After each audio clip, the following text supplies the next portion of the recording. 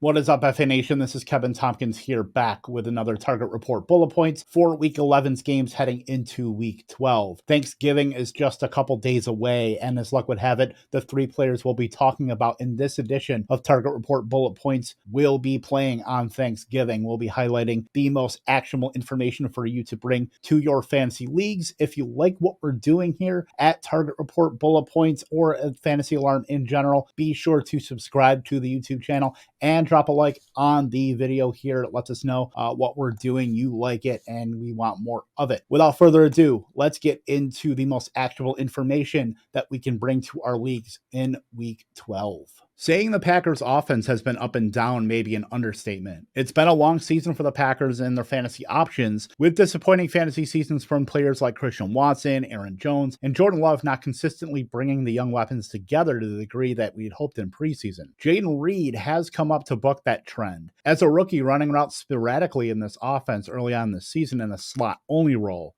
Reed saw a season-low 45% routes against the Rams in Week 9.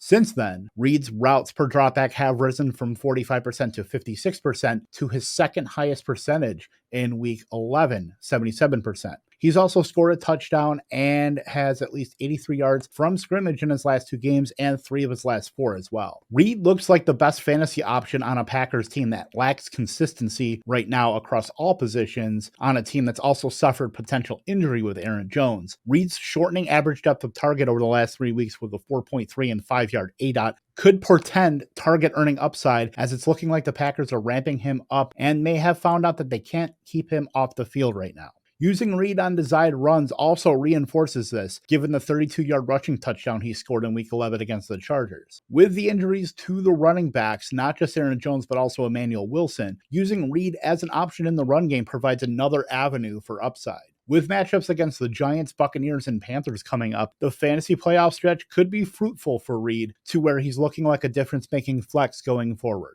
With Kenneth Walker suffering an oblique injury in the first half of Seattle's game against the Rams, Zach Charbonnet was pressed into full-time action with 85% of snaps, 21 touches for a nice 69 yards from scrimmage. After Walker left, Charbonnet saw 15 of 16 running back carries and 6 of 7 targets amongst the running backs in Seattle. Charbonnet was already encroaching on Walker's workload, as he's seen over 50% of snaps in his last 3 games and increased his routes from 53 to 74%. If Walker is out on Thanksgiving against San Francisco with the short turnaround, Charbonnet will be a mid-range running back too, with a ton of upside. While his upcoming schedule is tough with the 49ers, at Cowboys, and the 49ers again in the next 3 weeks, Charbonnet's receiving upside has mitigated some of the downside of those matchups. We know volume is going to be there for him, even though DJ Dallas and even rookie Kenny McIntosh might get some increased work spelling Charbonnet. Anytime you can have a running back that combines the high volume with the work in the receiving game, that's a back you need to have on your radar, and he's an immediate RB2 with the upside for even more, even in those tough matchups. The Seahawks thought enough of Charbonnet to go draft him in the second round, even with Ken Walker in tow.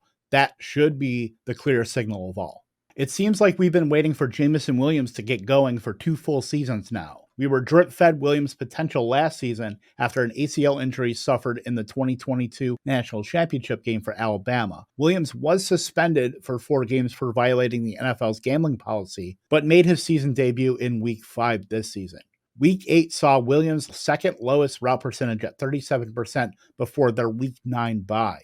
After that, Williams' routes have trended upwards to a season-high 66% routes per dropback, and he recorded his second touchdown on the season on a 2-catch 44-yard line on 3 targets in Week 11. The wide receivers outside of Amon-Ra St. Brown have been purely rotational, as Josh Reynolds and Khalif Raymond have seen a ton of work, with Williams lagging behind them in recent weeks. Per PFF, Williams' 11 personnel snaps have risen after the bye week over Raymond, and then he played 35 of 43 snaps in that personnel grouping in Week 11. Reynolds' routes have dropped in the past 2 weeks, as his production, so if this domino falls, it will benefit Williams going into the high leverage fantasy weeks. Williams is a fantasy stash right now on benches, and we know the Lions can move the ball better than most offenses in the NFL. Making a bet on 2022's number 12 overall pick in Williams, with his routes and production trending upwards, seems like a good bet to make on your fantasy bench going into the fantasy playoffs.